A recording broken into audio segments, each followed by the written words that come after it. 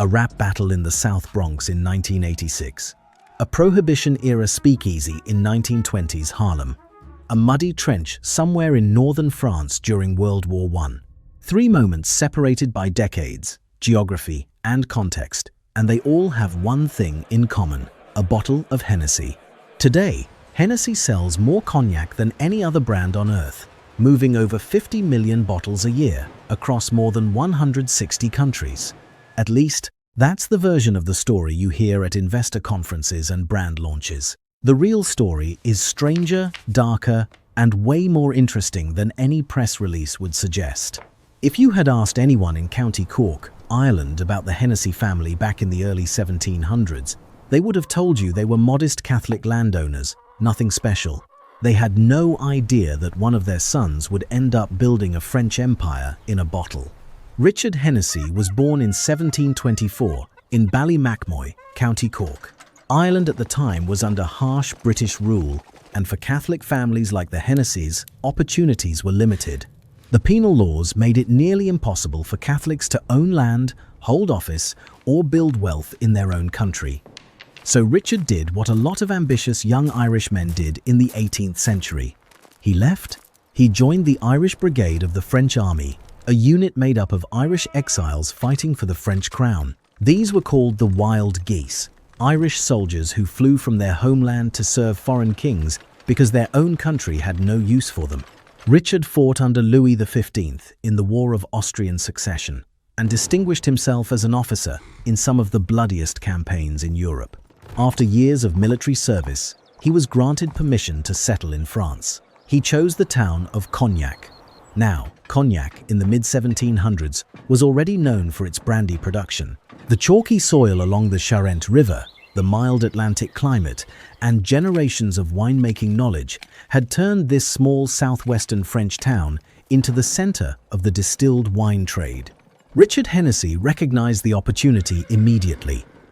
In 1765, he founded his trading company, Hennessy and Company, along the banks of the Charente River in the heart of Cognac.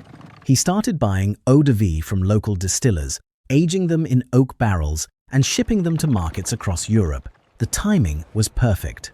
The French aristocracy had a growing thirst for fine spirits, and the expanding global trade routes meant Hennessy could ship barrels to the American colonies, the Caribbean, and beyond. Richard's military connections and his reputation as a man of discipline gave the brand instant credibility. This was not some peasant farmer selling homemade brandy. This was a decorated officer with a refined palate and a sharp business mind. Richard Hennessy would look back on his decision to settle in Cognac and realize it was the single best move he ever made. But at the time, he was just an immigrant trying to build something in a country that was not his own. Richard passed the business to his son James in 1765. James was the one who truly professionalized the operation. He standardized production, expanded distribution networks, and started shipping Hennessy Cognac to markets Richard had never even considered. By the turn of the 19th century, Hennessy was one of the largest cognac producers in France, exporting barrels to North America, Southeast Asia, and Africa. James also introduced the company's now iconic arm and hatchet logo, a nod to the family's military heritage. That image of a raised arm gripping a battle axe is still on every bottle of Hennessy you see today, more than 200 years later. One of the most significant contributions the Hennessy family made to the entire cognac industry was the classification system. In 1865, Maurice Hennessy, the great-grandson of Richard, created the star rating system that categorized cognac by age and quality. And if you have ever seen the letters VSOP on a cognac bottle and wondered what they meant, that also traces back to Hennessy. Very Superior Old Pale was a designation originally created for an order from the British Royal Court in 1817. King George IV specifically requested a cognac of exceptional quality, and Hennessy delivered. That designation became a global standard, which, looking back, was either incredibly savvy branding or an incredible stroke of luck, probably both. The same thing that built Hennessy's reputation as a drink for royalty and aristocrats was about to take on an entirely new meaning in a place no one in the Hennessy family could have predicted. By the early 1900s, Hennessy had solidified its position as one of the premier cognac houses in France. The brand survived the phylloxera epidemic that devastated French vineyards in the late 1800s, rebuilt its production, and continued to export globally. Then came the World Wars, and with them, a completely accidental introduction that would reshape the brand's identity forever. During World War I, hundreds of thousands of American soldiers were deployed to France. Among them were Black American troops, including the famous Harlem Hellfighters of the 369th Infantry Regiment. These soldiers fought alongside French units, and the French, unlike the American military command, treated them with a level of respect and camaraderie that was unheard of back home. French soldiers and civilians shared their wine, their food, and their cognac with these men. For many Black American soldiers, it was their first taste of Hennessy. The same thing happened during World War II on an even larger scale. Black soldiers stationed in France and across Europe encountered cognac in bars, at celebrations, and through bonds forged with French locals. When these soldiers returned home to cities like New York, Chicago, Detroit, and Philadelphia, they brought a taste for cognac with them. And not just any cognac, Hennessy specifically. In post-war Harlem and other black neighborhoods across America, Hennessy became the drink of choice at social gatherings, jazz clubs, and dinner parties. It carried a sense of worldliness, a connection to France, a place where Black Americans had been treated like human beings. Drinking Hennessy was not just about the flavor. It was about what the bottle represented. It represented dignity. It represented having been somewhere, having seen something beyond the borders of Jim Crow America. I mean, think about that for a second. A drink founded by an Irish exile in France became a symbol of freedom and identity for Black Americans who had fought a war for a country that still would not give them equal rights. Hennessy, to their credit, noticed. While other luxury brands either ignored or avoided marketing to Black consumers, Hennessy leaned in. Throughout the 1950s and 60s, the company ran targeted advertising campaigns in Black-owned newspapers and magazines. They sponsored events in Black communities. They built relationships with Black distributors and retailers.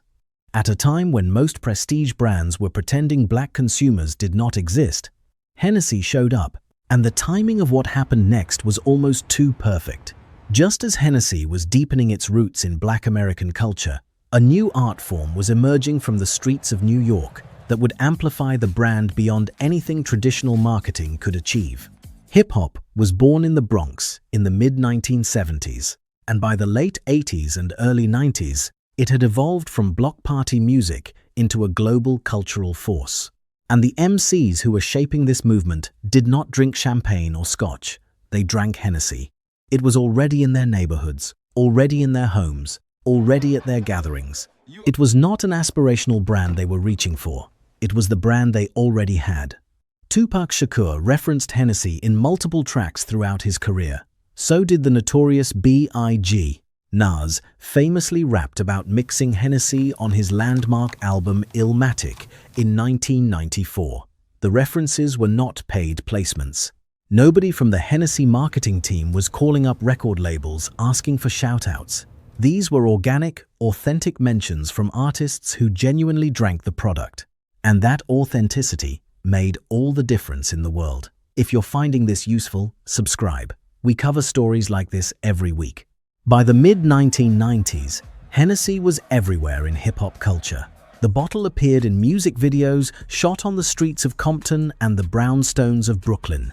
Rappers held it on magazine covers. It showed up in lyrics so frequently that Hennessy became synonymous with hip-hop itself. Not Courvoisier, not Remy Martin. Hennessy, so not great for the competition. What made Hennessy's relationship with hip-hop so unusual was the company's response. Many luxury brands at the time were terrified of being associated with hip-hop culture. They saw it as a brand risk, a dilution of their prestige image. Some fashion houses and spirits companies actively tried to distance themselves from Black consumers and hip-hop artists who were repping their products. Hennessy took the opposite approach. They embraced it. The brand sponsored hip-hop events, partnered with artists, and funded community programs in the same neighborhoods where their bottles were being sold. They launched the Hennessy Artistry Music Program, which supported emerging hip-hop and R&B artists. They created limited edition bottles featuring artwork from Black and urban artists. Instead of treating hip-hop as a threat to their luxury positioning, Hennessy treated it as validation, because it was. This was not just about marketing, it was about cultural fluency. Hennessy understood something that many brands still struggle with today. You cannot buy authenticity. You earn it by showing up consistently, respecting the culture, and not just extracting value from it. In 1987, a major corporate shift changed the business side of Hennessy forever. The company merged with Louis Vuitton and Moet to form LVMH, the largest luxury goods conglomerate on the planet. Under the LVMH umbrella, Hennessy gained access to vast global distribution networks, massive marketing budgets, and the operational infrastructure to scale production while maintaining quality. Bernard Arnault, the chairman of LVMH, recognized Hennessy as one of the crown jewels of the portfolio. The numbers tell the story. Today, the United States is Hennessy's single largest market, and within the United States, Black consumers account for a disproportionately large share of sales. Hennessy sells more cognac than any other brand in the world, and its VS and VSOP expressions dominate the category globally. The brand moves over 50 million bottles annually. And no, I'm not making that up. 50 million bottles. Every year. Everything was in place for Hennessy to rest on its laurels. But the brand just kept pushing further. In recent years, Hennessy has expanded into new cultural territories while maintaining its core audience. Collaborations with visual artists, partnerships with the NBA, and campaigns celebrating diversity have kept the brand relevant across generations. They partnered with Japanese artist KAWS. They worked with streetwear designers. They even released a limited edition bottle with the great fashion designer Kim Jones. The strategy is the same one they have been running since the 1950s. Show up, respect the culture, stay consistent. Hennessy also pushed deeper into international markets that mirror the cultural dynamics of the United States. In West Africa and the Caribbean, Hennessy has become a staple at celebrations, weddings, and social events. In China, it is a prestige gifting item during festivals and business dinners. The brand's ability to adapt its cultural positioning without losing its identity is one of the most impressive brand management stories in the history of the spirits industry. But this was not just about Hennessy anymore. The brand's success opened the door for an entire cognac renaissance. Rapper and entrepreneur Jay-Z launched Douce Cognac in partnership with Bacardi. Ludacris invested in Conja Cognac. Diddy promoted Ciroc vodka but was frequently photographed with Hennessy. The entire spirits landscape shifted because Hennessy proved that a luxury product could thrive in Black culture without losing its status. If anything, the culture added status. In 2020, Hennessy generated an estimated 1.4 billion euros in revenue. The Cognac region of France, once a quiet agricultural area known mainly to wine connoisseurs, now owes a significant portion of its economic prosperity to a customer base that Richard Hennessy, the Irish soldier from County Cork, could never have imagined. An Irish immigrant who could not build a life in his own country built a brand in France that became a cultural symbol in America, was canonized by hip-hop, and now sells more bottles annually than any cognac producer in history. The arm and hatchet logo still sits on every bottle, a military crest from the 1700s carried forward through centuries of wars, cultural revolutions, and corporate mergers.